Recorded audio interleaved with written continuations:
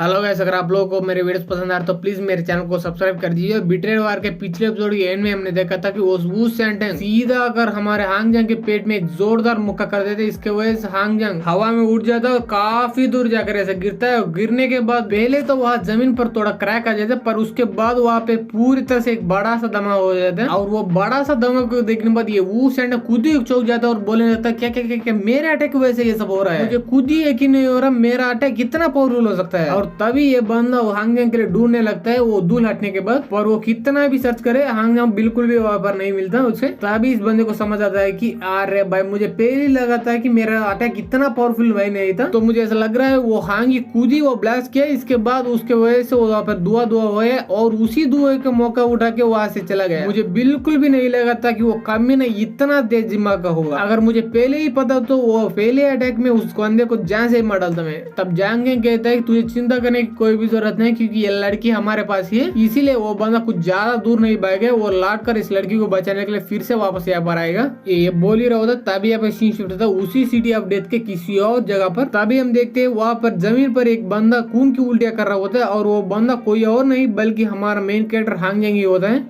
तब हांगजंग अपने मन में सोचने लगता है कि अरे बाप रे, मुझे बिल्कुल भी नहीं लगा था कि उस वू सेंटंग की बंदे की पावर इतना स्ट्रांग होगी। मैं ये मानता हूँ वो बंदा मुझ पर स्नीक अटैक किया, फिर भी उसने मेरे पर इतना डैमेज पहुंचा दिया। पर ये सब सोचने का वक्त नहीं है, क्योंकि मुझे जाकर उस शांगवान मुटाई को बचाना पड़ेगा उन दोनों कमीनों से। पर उससे भी पहले मैं अपने चोट को ठीक करना पड़ेगा, वरना वहाँ पर जाकर भी मैं कुछ भी होगा नहीं पाऊंगा। और इसके बाद उसे बचाना चोट पर मुझे कोई बचाने के लिए आना पड़ेगा। ये सोच ही रहे हो तो तभी इसके सामने एक और भूत प्रकट हो जाता है। ये देखने के बाद हांगजंग अपने मन में सोचने लगता है कि अरे बाप रे, एक और गोस्ट, क्या ये सारे गोस्ट को कुछ और काम नहीं है क्या? मेरे पीछे पड़े वो जाकर वो सीतू फैमिली और डूकू मैनर के बंदे को मार डालो। तभी ये सोचने लगता है अरे बाप रे, मैं क्या कर रहा हूँ, ये सारे भूत मेरे बात थोड़ी ना मानेंगे। हाँ सच में ऐसे होता है, क्योंकि वो भूत इस पर देखकर काफी गुस्से से चिल्लाने लगता है और इसके बाद इस पर अटैक करने के लिए इसकी तरफ बढ़ता है। पर तभी हांगजंग इस पर अटैक करने के लिए अपना ताताकाटा फायर को यूज करता है और इस पर अटैक भी कर देता है। इसके वजह से वो भूत पूरी तरह से जल के खाक हो जाती है। फिर भी उस गोस्ट के कुछ ही बचे हुए हिस्से रहते हैं। ये देखने के बाद हांगे फिर से ताताकाटा फायर को यूज करके उन सारे हिस्सों को भी जलाकर राख कर देता है। इसके बाद बोल रहे हो तुम नल्ले गोस्ट क्या तुम मेरे सामने क्या टिक पाओगे, क्योंकि मेरे पास ये ताताकाटा फायर है और जब तक मेरे पास ये फायर होगा तुम सारे गोस्ट मिलकर भी मेरा कुछ भी नहीं बिगाड़ सकते। ये बोलकर एक जोर जोर से हंसने लगता है। तभी इसको कुछ गड़बड़ लगता है और बानक लग जाते हैं इसके पीछे कुछ आ रहा है। हाँ सच में ऐसा है, क्योंकि उसके पीछे दो गोस्ट आ रहे होते इसके बारे अटैक करने के लिए।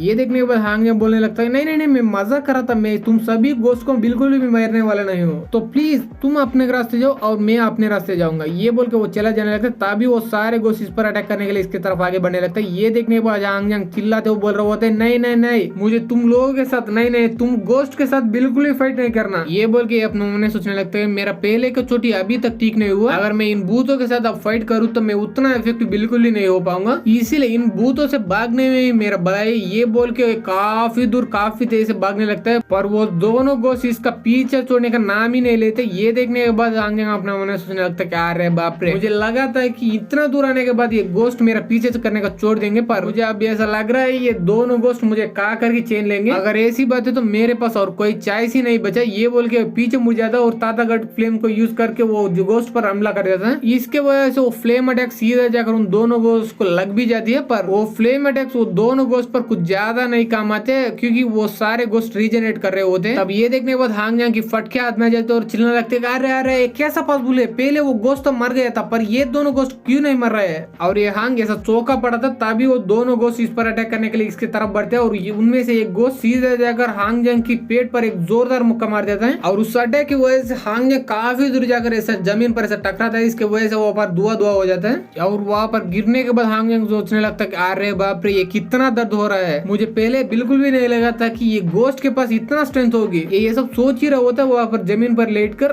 तभी उसके नीचे का जमीन पर पहले थोड़ा क्रैक आ जाता है, उसके बाद पूरी तरह से वो जमीन टूट जाता है और ये जमीन के नीचे से गिरने लगता है और नीचे गिरता गिरता हांगजंग अपने मन में सोचने लगता है आज मेरा दिन ही खराब है, क्योंकि पहले वो सीतू फैमिली और डूकू मैनर, तब भी ये गोस्ट, अब ये गड्ढा, पर मैं हार मानने वाले वैसे बिल्कुल भी नहीं। और ये सोचने के बाद ये हवा में से ये जैसे तैसे संभल के नीचे आकर लैंड कर लेता है और नीचे लैंड करने के बाद हांगजंग कांपते हुए सोच रहा होता है अरे बाप रे मैं कहाँ पर आ गया यहाँ पर। ये सोचने के बाद ये ऊपर की तरफ देखता है, देखने के बाद वहाँ पर एक बड़ा सा होल दिखाई देते। ये देखने के बाद ये सोचने लगता है कि अरे बाप रे ये तो एक बड़ा होल निकला, इसका मतलब मैं एक टनल में हूँ, वो भी सिटी ऑफ डेथ के नीचे। मुझे जल्दी से जल्दी यहाँ से निकलने का रास्ता ढूंढना पड़ेगा। ये बोल के यहाँ सामने की तरफ देखने लगता है, तभी सामने से कुछ दिखाई देती है और देखने के बाद पूरी तरह चौंक जाते हैं, क्योंकि उसे देखने के बाद तुरंत ही हांगजांग के अंदर के ड्रैगन सूत्र रिएक्ट करने लगता है। इसकी वजह से ये देखने के बाद हांगजांग सोचने लगता है कि अरे बाप रे ये मेरे सामने ये क्या चीज है। इसे देखने के बाद तुरंत ही मेरे अंदर का ये ड्रैगन सूत्र पूरी तरह से रिएक्ट कर रहे हैं मेरे बॉडी के अंदर। एक सेकंड, क्या उसमें सच में एक ड्रैगन हो सकता है? नहीं नहीं, ऐसा बिल्कुल भी नहीं हो सकता, क्योंकि ड्रैगन्स काफी सारे पहले ही विलुप्त हो चुके हैं। पर कुछ भी हो, मुझे एक बार ड्रैगन समोनिंग सूत्र को उस चीज पर यूज करना चाहिए। ये बोल के वो ड्रैगन समोनिंग सूत्र को एक्टिवेट कर लेते हैं और ये यूज करने के तुरंत बाद ही उस चीज के अंदर से एक बड़ा सा ब्लास्ट हो जाते हैं। ये देखने के बाद हांगजांग वहां पर खड़े होकर सोच रहा होता अरे बाप रे क्या हो रहा है बे,